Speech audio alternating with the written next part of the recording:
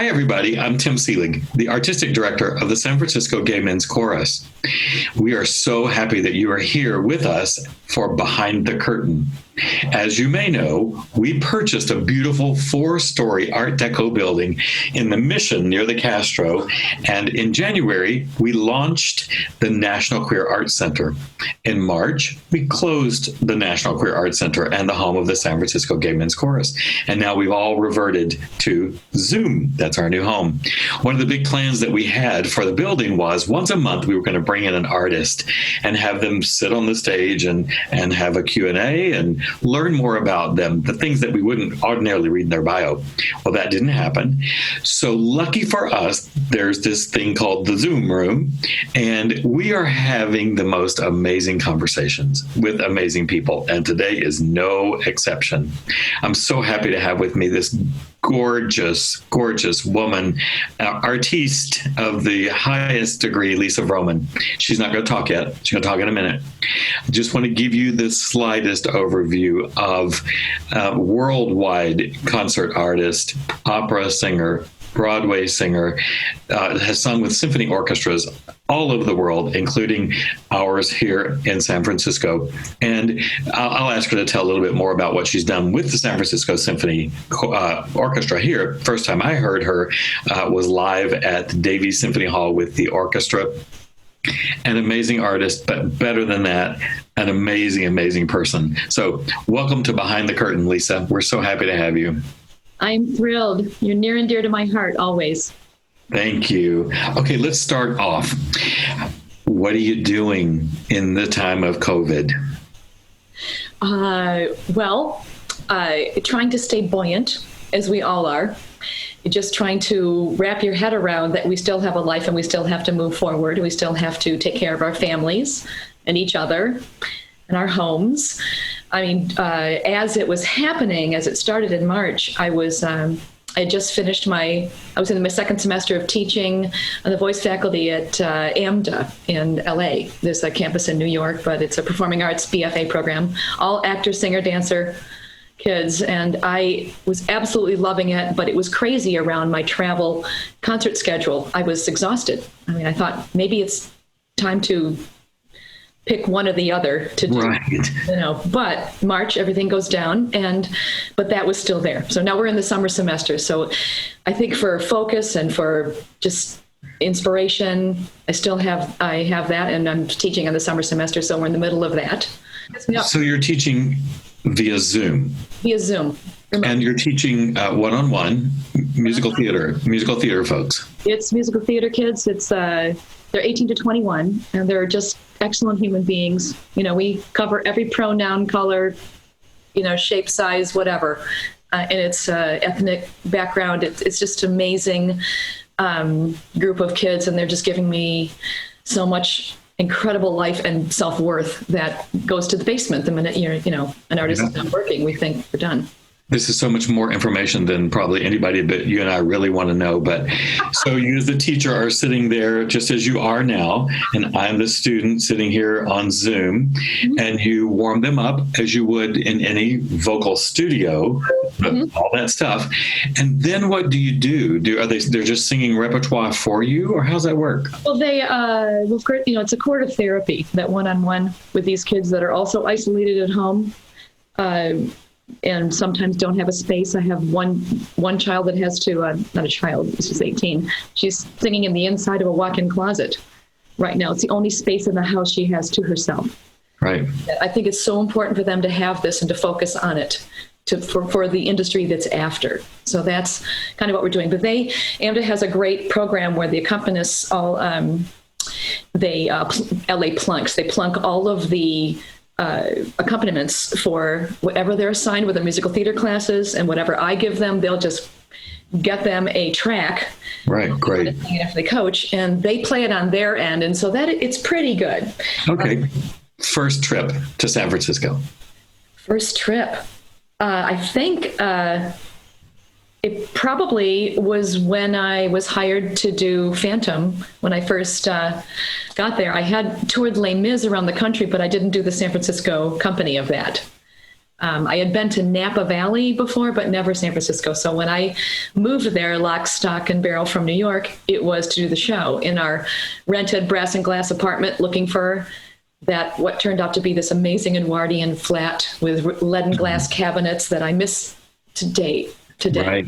I mean, I have a wonderful, house in Pasadena, but that Phantom, purchased for me. But I loved that place. I love that. Phantom purchased this house for me. Did. It's awesome. What year was it? 92 to 3, December 92. I think we opened the San Francisco company. Wow. Davis Gaines and I, and they had kind of rebuilt the back of the stage. And it was rainy, and the weather was just different every day. I was having to get used to that, and I had one great memory of the opening night, where the theater's, the current is small, and the air system maybe is not upgraded perfectly like a new building. So you'd be either hot or cold, or if the fog rolled in, it would be humid. But we had all that dry ice, so that was a trick getting that to actually evaporate. But opening night, there were so many, the place was packed. It seemed unbelievably warm. We were all sort of stressed. And the communal perfume smell of all of the audience wafted together and sucked up into the heat of the lights onto the stage. And we were all gagging, going. And I wanted to go out and go, y'all, you don't smell very good altogether. Right. I don't know why people put perfume on to go out, but it's such a visceral memory. You're trying to sing and actually trying to sing through it. And it's all we could think about backstage. It's like, oh my God, it smells on stage. Right. Okay. So my question going back is, and I know that I think you'd sung with the Gay Men's Chorus before that. I'm pretty sure you had. Do you remember that? Yeah, it was the benefit that we had done. We actually recorded a Christmas CD, and I had an arrangement of Oh Holy Night, and I invited the Gay Men's Chorus to be the backup choir for it. Wow. We did the benefit on stage, and it was for a AIDS-related issue summer camp for kids and who were ill, and their parents, and their support group. It was an amazing extracurricular activity piece. We were exhausted from doing the show all week, but the choir was amazing. And we used the set of Phantom for it. Oh my gosh. The whole piece opened up. Ray Jin was our stage manager and a wonderful director, and we were behind that sheer curtain on the staircase. All of the Gay Men's Chorus were on, and I was in the middle in a cream white gown in the middle of a sea of all of my favorite men in the world. And and they opened the curtain, as they do in the show, for Mask, and revealed them, and the place went in. I mean, I could barely sing and hold back emotion. It was really hard, but so thrilling. I don't know that anybody would have a video of that, but boy, I would love to see it. Was it photographs? But I that was back when not everybody and their mother and brother had their eyes out every time you open your mouth. And videotaping, I say, back then was not, as you say, not an iPhone, and it was a huge deal. Even today, we have found with the age of COVID that we don't have nearly enough archival video. Mm-hmm. We have not been keeping up with that, and that is one thing that COVID will change for us. We are going to videotape everything, should anything like this ever happen again. So I have a question for you. You are an outspoken activist for our community and have been for AIDS and the fight against AIDS. And I just want to know where activism started for you. Where did that spark begin? Well, is it a spark, or is it something? It's something that you when your first experience with a gay person in your life, and it embeds itself over and over when you feel that thrill of that relationship and that support and it honors you throughout. I was in music camp in the 70s. I had never met anybody who was gay before, and I met my friend Conrad, who was a concert pianist, and his brother Jonathan Strasser. Their names were he was the orchestral conductor at Music and Art. He was actually in the movie of Fame conducting the last piece. He's the guy. I was at the premiere of that with the two brothers and their mom. I think it's at the Ziegfeld, I think, in New York. Wow. I was so stunned and so in love with this man and his music. He played a recital for me. I'd never heard, you come from little upstate New York musical experiences in choir, which my mother was a director. I mean, we saw a lot, but then you're in music camp with these amazing musicians that are the real deal. And you know that that's what you're going to be and do. And he worked with me vocally a little bit. He also accompanied an opera kind of little company in New York. So when I visited at 17 years old, he had me on stage at Carnegie Hall turning pages for him for their opera arias concerts. So I turned pages at Carnegie Hall. I mean, that expense. And then I just lost a best friend of mine, a gay man, 11 years older than me, but was my best friend since 1980 when we were David and Jenny and company in Summerstock at our college. Wow. It was non-COVID related, but this was one of the most profound people in my life and support. And that starts it. And then you're in the arts. And so what the love and the support and the life that you lead, I am here because of this community. And your mom, being a choir director, had gay kids in her choir. Don't you think? And loved them all. And loved them all. Adopted all of my theater friends were her kids. My family they adopted everybody. And it becomes your family. I mean, I didn't marry until, after 50. Right. Yeah. Before that, you're emotionally buoyed by those people you work with. Well, you've sung these words. Children must be carefully taught. Mm-hmm. And the other one, I don't know if you sung this or not, probably, but you must be taught to hate. Yeah. And those are things that we come by pretty naturally from our parents. And so tell me about, you've been here many times, seeing AIDS benefits and other things. What's a highlight? Well, I started doing the REAF benefits 22 almost years ago. And I've done are they 25 now? 26? Yeah. I've done probably 21 of them.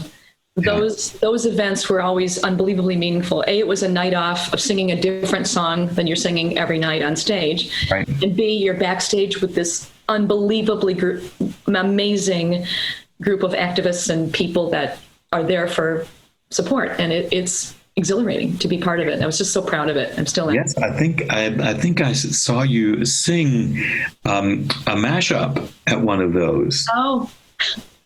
Right? Crazy mashups. It was the Jewel song. The Jewel song. Yeah. Yes. So just describe it just briefly for our audience. These are the things that keep you up. It's the Jewel song is Marguerite, and she's seeing herself in a mirror wearing jewels for the first time, and it thrills her. Yeah, and it goes like, Al, just get a little snippet. I have to get the pitch right. Oh, Dieu, que de bijou, ça rêve charmant qui me bleuait, ou si j'avais, all that. And she goes, and it's adorable. And Lisa's adorable, but the audience, having heard one Broadway singer after another, is like, oh dear, the opera girl has showed up. Maybe it's time to go to the bar. And then what happens, Lisa? And then we go into I Feel Pretty. She's like, oh, je ne vois si belle, au son miroir, I feel pretty. And I had one mirror, and then I had another mirror. And in the end, I went back and forth between Marguerite, see the pretty face in that Marguerite, who can that attractive girl say with no visage, such a pretty face, such a pretty dress. So they were all mashed together. It's brilliant, and it's it's the schizophrenic aria of voices talking to each other, and it's just brilliant. And it's two, but they're both girls who are adoring themselves. And the joy of that in two mirrors. So I just thought, right. The Sopranos don't have a lot of comedy material. Right. So how to create it for yourself. Yeah, except for Laura Benanti, who has the Soprano Island, where the Sopranos are all going to be sent off to an island by themselves. Because I'd like it to be a condominium, personally. Right. A cul-de-sac where we can all have, Right. Massage therapist that goes around. Exactly. So looking beyond COVID, let's look beyond COVID for a bit, some months down the road. What do you want to do? What do you want to do next? Now that, what really this has helped us all put all the things that were the churn, and just that we're in the middle of it, and all of a sudden it stops.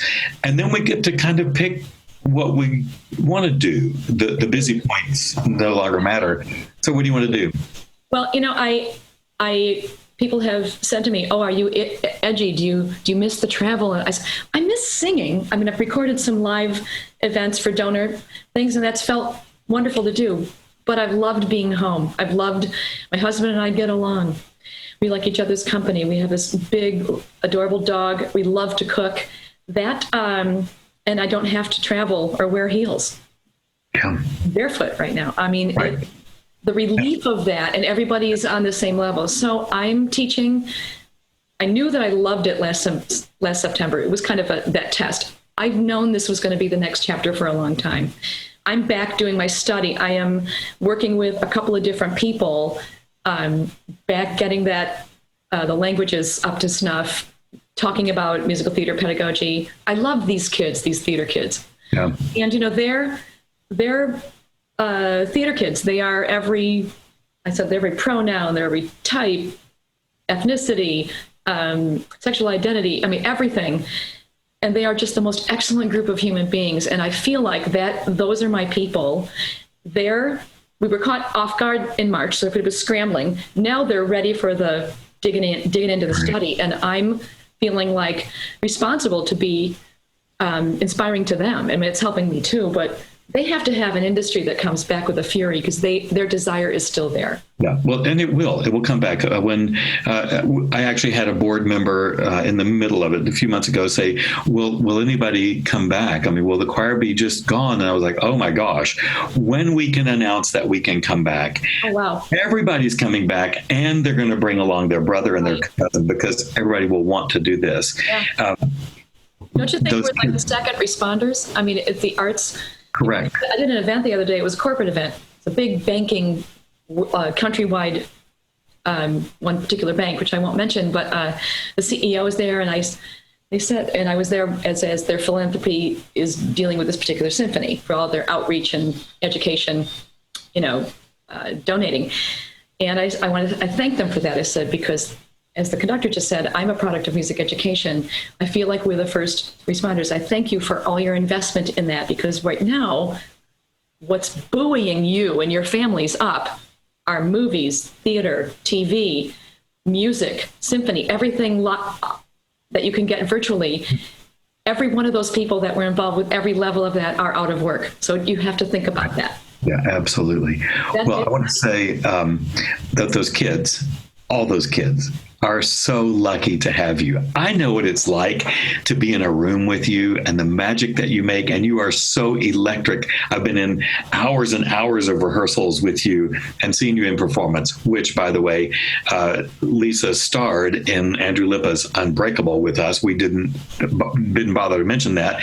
And her portrayal in that musical is beyond our belief, and some of it's on SFGMC TV already, and we'll be putting more of that. But I know what it's like to be with you in a room. I have no doubt those kids are inspired over Zoom, because you're just magic. And the gifts you've been given, the gifts that the universe gave you, but that your mom helped guide, and all your gay friends along the way who've put just a little bit of this and an ingredient of that, have created a spectacular woman who I adore so much. And you're singing. How can we stop? I know I'm not ready to quit singing, but no, yeah, enthusiasm left, and it's going to be focused where it's valued. Yeah, you get to choose. You get to choose what really matters right now.